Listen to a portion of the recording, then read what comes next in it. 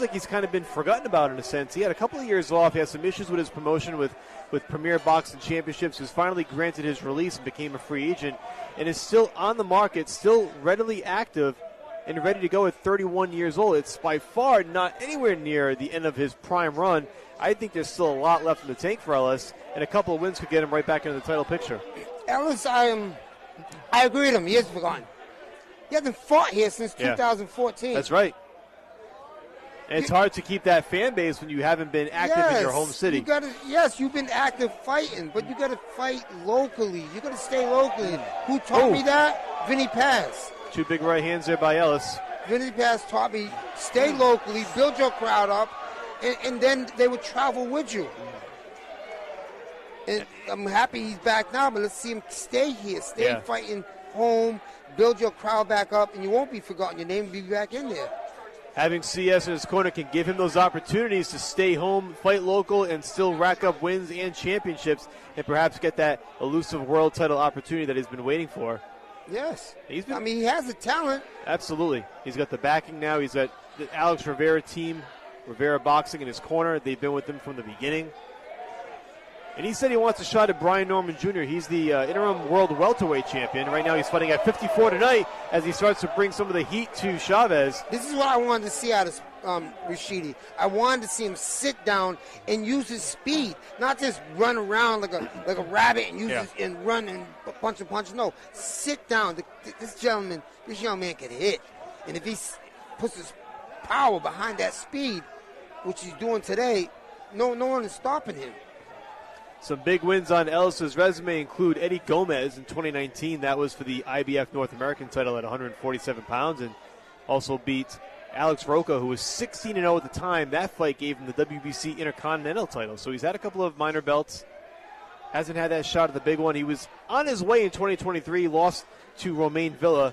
Close fight, didn't get the decision, and that set him back a bit, and now he's looking to get back in the win column. And just be active. Just be like you said, Ray. Be more active. Be local. Build that following back up and get to the next level. I mean, his following that he had was in the amateurs. Yeah. He didn't build no following in the pros because he fought everywhere else but here. And, yes, he was with De La Hoya. But I'm sure he could have got fights here. Flurry of punches by Ellis. And Chaves wisely takes a knee. Whether he continues, we'll see. He's nodding his head. He's got his gloves up. Looks like he's ready to go. I think maybe Chaves just wanted a break, to be perfectly honest. He was starting to get peppered in the corner, and why not take a knee, take your 8 count, show the referee you're okay, and get back in there. So 10 seconds to go in round one, and he wisely does it right toward the end of the round as well. So doesn't give Ellis much time to finish the job, and there is the bell for round number one. So Chaves, a little veteran gamesmanship there, but a great round for Rashidi Ellis. It was a beautiful round for Rashidi Ellis. He changed it. And Brian Chaves in the purple trunks. Ellis already ready to go before the referee even rings the bell. He's going to check that right eye. Yeah. Got hit with a punch. He's probably complaining it was the thumb. Exactly what he said. Ringside He's position. saying his thumb hitting to his eye. Ringside position, checking him out. He gives him a go, so Chaves will continue for as long as he's able to hang in there with Ellis. Ellis, of course, wants to send his crowd home on a big positive note and end the show in style, kind of the proverbial walk-off home run of boxing, if you will. And by the way, Ellis did a lot of that in Team Combat League. He was typically stacked toward the end of the final 8 rounds where he could get a decisive win that put Boston in the lead or helped Boston cement his victory. And he was kind of a closer for the Butchers in that sense. They used him the right way. They definitely did. 2:28 here into round number 2.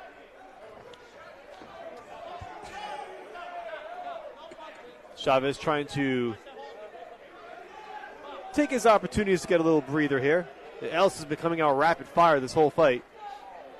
Like I said, Ellis, he's not bouncing. He's sitting, letting the fighter come to him, or he's going after him and just letting those hands go. And he's letting him go one while his opponent throws. See, while he throws, he's throwing with him. Ellis having a little fun in there. I don't think I've ever seen you do that. No. 150 to go in round number 2. Again, we're scheduled for 8. Michael Parenti and Sucro Ray Oliveira bringing you all the action on the zone. It's Halloween Knockout by CES Boxing.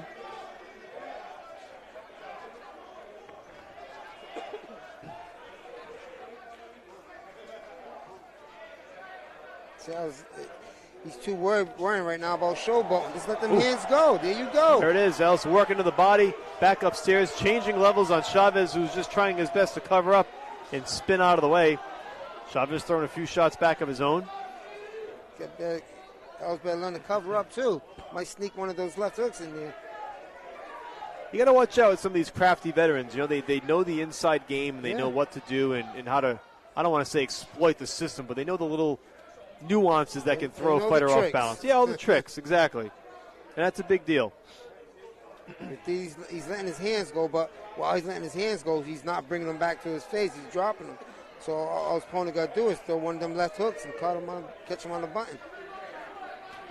I think, and I could be wrong, I think Ellis saw what he needed to see in round one and will try to take his time to get the perfect opportunity to perhaps finish the fight. I think Ellis... He wants a special stop. Sure, he sure does. And you know, he's confident coming in that first round, I'm sure, has raised the confidence level to new heights. Basically, he is at a different level.